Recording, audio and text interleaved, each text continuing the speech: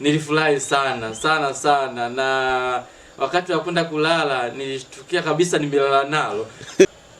Baada ya kuzaliwa huko, basi nilianza masomo yangu katika shule ya msingi Zashe inayopatikana huko huko katika parokia Mtakatifu Remigius Kagunga.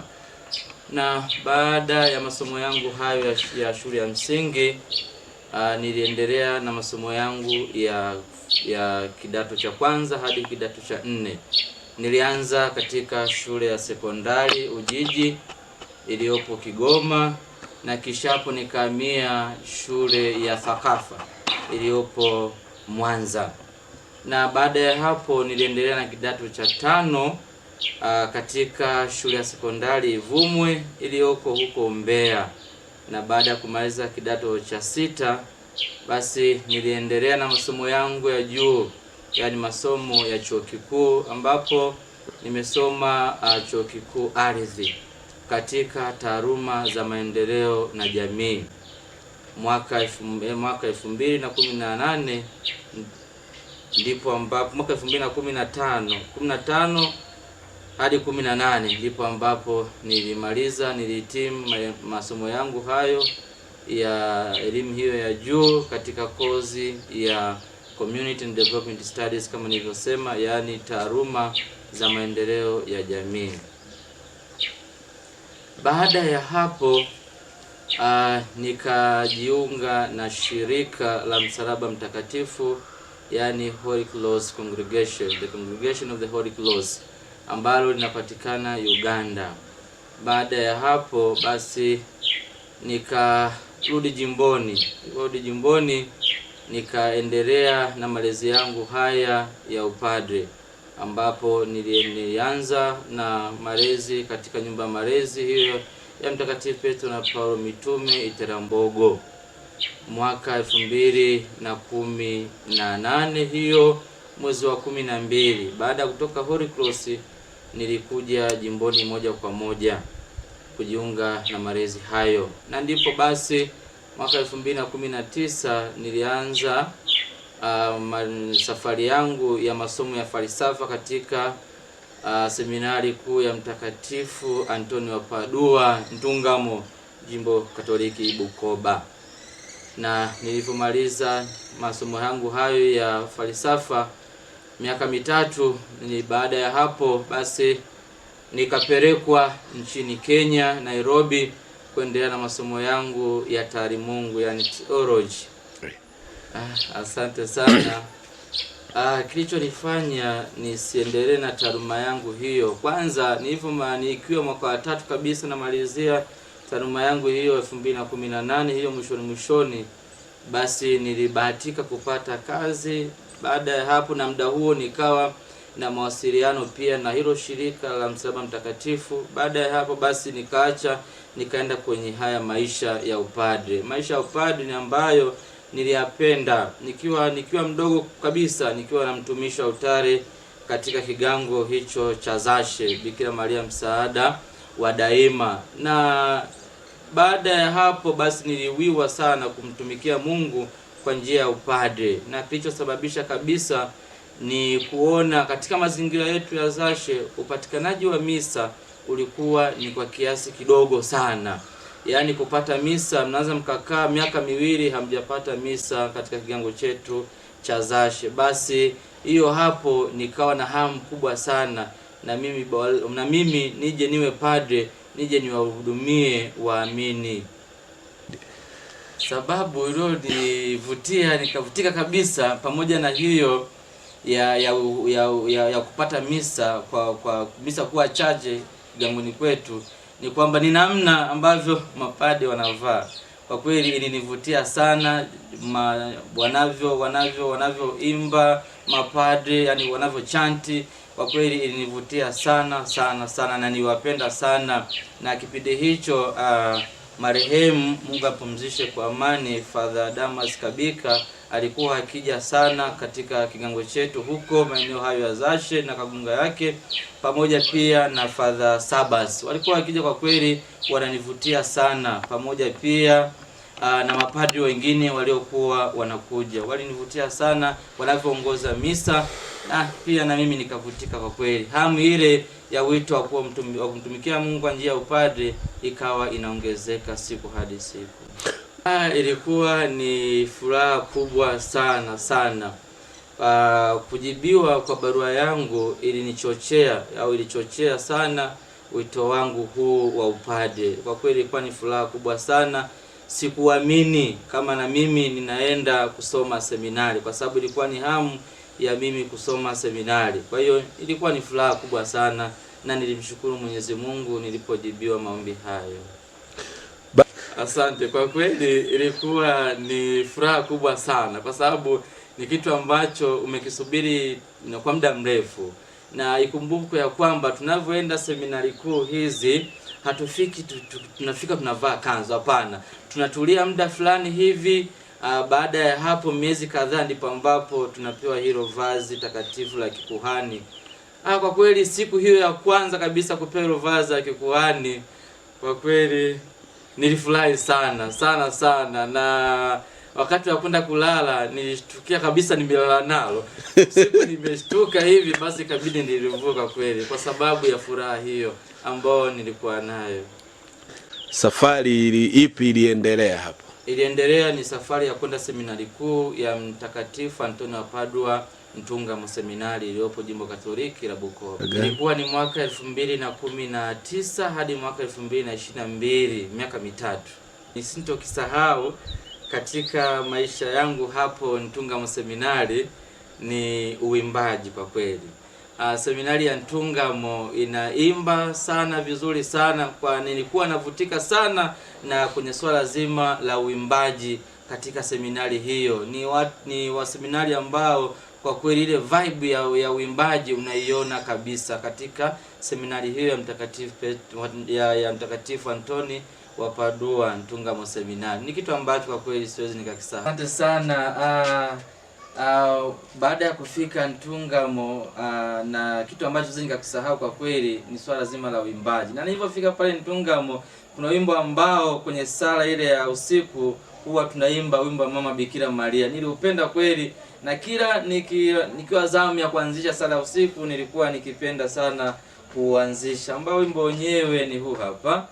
Nishike mkono Maria, niongoze vema mama katika safari ya kuelekea upadre.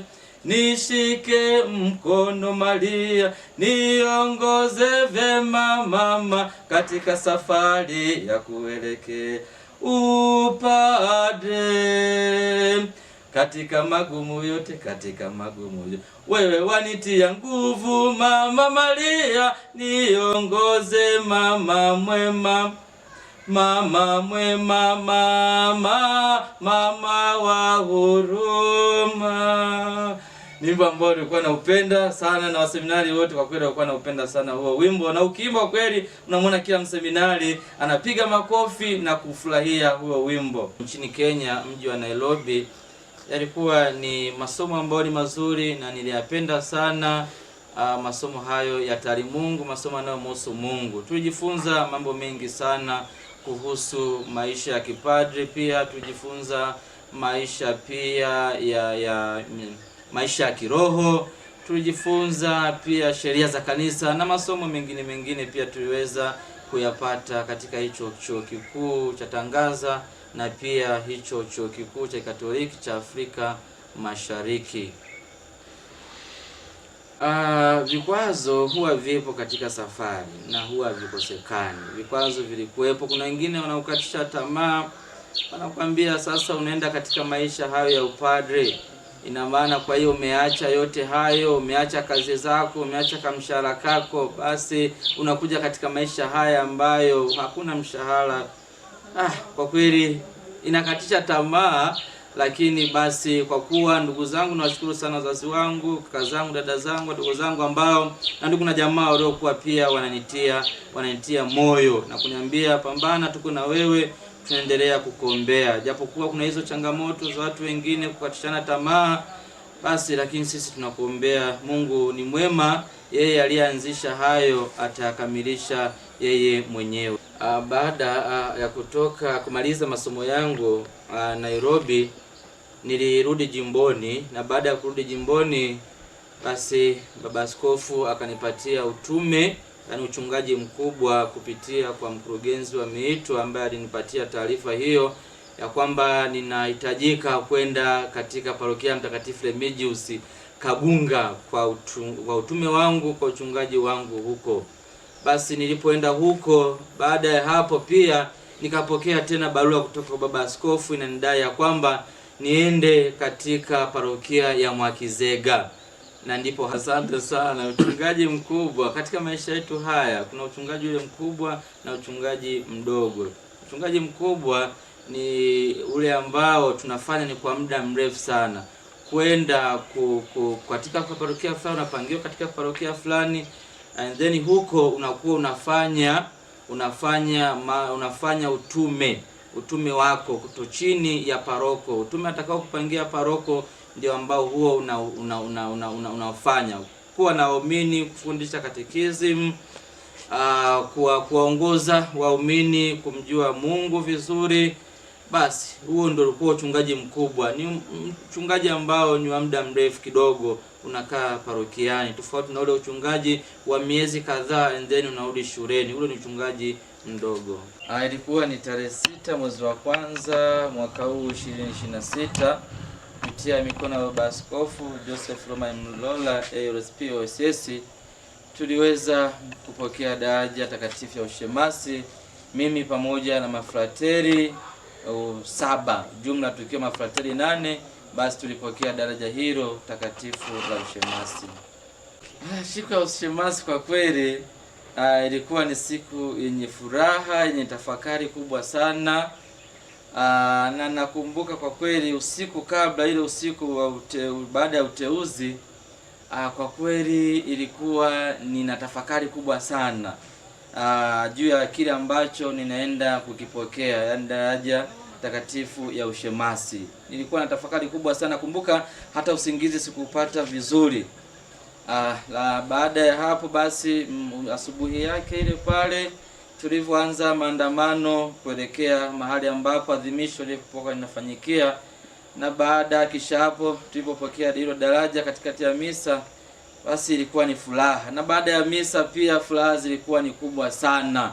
Nakumbuka tulipiga picha, hata kula kwa kweli mimi binafsi nikula kidogo sana. Nikula kidogo sana kwa sababu ya furaha, na sikuwa na ile njaa sana. Kwa kweli ilikuwa ni furaha ambazo zilikuwa zimezidi kwa kweli, ambazo zilipekea hata nile kidogo tu na kujihisi kwamba nimeshiba. Sintokisahau katika daraja yangu hii ya ushemasi, kwanza kabisa siku ambapo tumekabidhiwa kitabu cha Injili. Twende tuitangaze Injili ya Kristo kwa watu wote. Tumekabidhiwa kitabu hicho, na kwa kweli ilinitafakarisha sana. Kwa hiyo basi ikawa pia ni furaha kwangu pia kupokea kitabu hicho cha Injili na kwenda kuwahubiria watu wote, bila kujali rangi, bila kujali kabila, bila kujali jinsia.